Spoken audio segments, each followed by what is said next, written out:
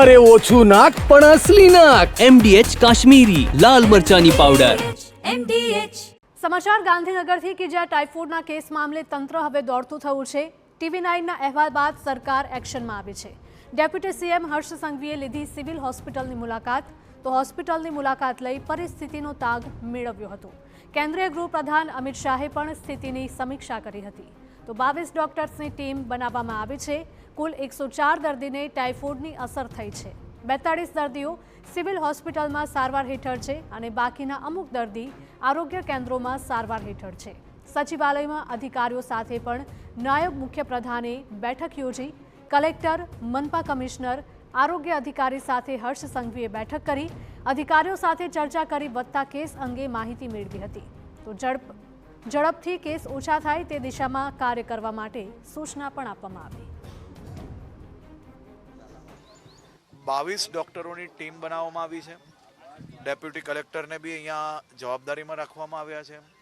તમામ લોકોના પરિવારની આજથી જ ભોજનની ને બીજી વ્યવસ્થાઓ થઈ રહે તે માટે બી ચિંતા કરવામાં આવી છે.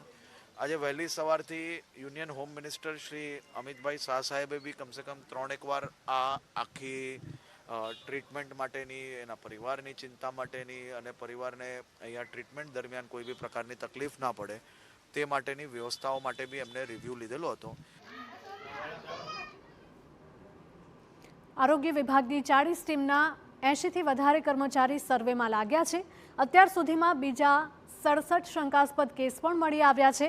TV9ના અહેવાલ બાદ મનપા કમિશનર એક્શનમાં આવ્યા. તંત્રએ કામગીરી કરતા 10 જેટલા લીકેજ શોધવામાં આવ્યા. સિટી ઇજનેરને ઝડપી કામગીરી માટે સૂચના પણ આપવામાં આવી છે. માર્ગ, મકાન, પાણી પુરવઠા અને મહાનગરપાલિકાના સંકલનના અભાવે આવી અનેક ખામી સેક્ટર વિસ્તારમાં સર્જાઈ હોવાનું સામે આવ્યું છે. મહત્વનું છે કે સેક્ટર 24, સેક્ટર 28 અને આદિવાડામાં ટાઇફોઇડના કેસ સામે આવ્યા હતા અને ત્યારબાદ TV9ના અહેવાલ બાદ તંત્ર જાગ્યું છે અને ડોર ટુ ડોર સર્વેની કામગીરીમાં લાગ્યા છે હેલ્થ વર્કર્સ. 10,000 ઘરોમાં 38,000 લોકોનો સર્વે કરાયો છે અને 20,000 ક્લોરીન ટેબ્લેટ્સ, 5,000 ORSના પેકેટનું વિતરણ કરવામાં આવ્યું. ગાંધીનગર સિવિલમાં છેલ્લા 3 દિવસમાં વિવિધ કેસમાં ઉછાળો આવ્યો છે. છેલ્લા 3 દિવસમાં ટાઇફોઇડના 31 પોઝિટિવ કેસ નોંધાયા છે. પીડિયાટ્રિક વોર્ડમાં વધી છે 12 દર્દીઓની સંખ્યા. તો હોસ્પિટલમાં નવો વોર્ડ શરૂ કરવાની પણ ફરજ પડી છે. હાલ પીડિયાટ્રિક વોર્ડમાં 104 દર્દી સારવાર હેઠળ છે.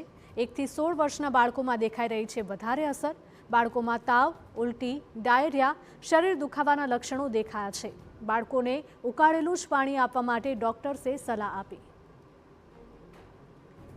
ટેસ્ટ આવ્યા હતા, એમાંથી પોઝિટિવ 31 પેશન્ટ છે. અત્યારે અમારા પીડિયાટ્રિક વોર્ડમાં 104 એટલા 104 પેશન્ટ એડમિટ છે F2 E2 વોર્ડમાં અને એક નવું વોર્ડ અમે સ્ટાર્ટ કર્યું છે 604માં પીડિયાટ્રિક પેશન્ટ માટે. બધાની ઉંમર 1 વર્ષથી 16 વર્ષ સુધીની છે અને અત્યારે બધા સ્ટેબલ છે. ચીફ કમ્પ્લેન્ટ્સમાં એ લોકોને હાઈ ગ્રેડ ફીવરથી પેશન્ટ આવે છે, કોઈક abdominal pain, diarrhoea, vomiting.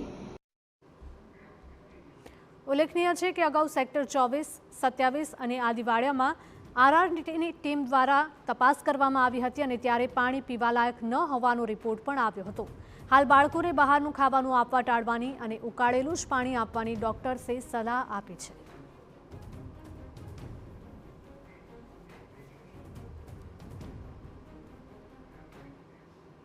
MDH ચણા મસાલા. હવે છોલા હોય કે ચોળા, સફેદ ચણા હોય કે કાળા ચણા, બધું મજેદાર બનશે. MDH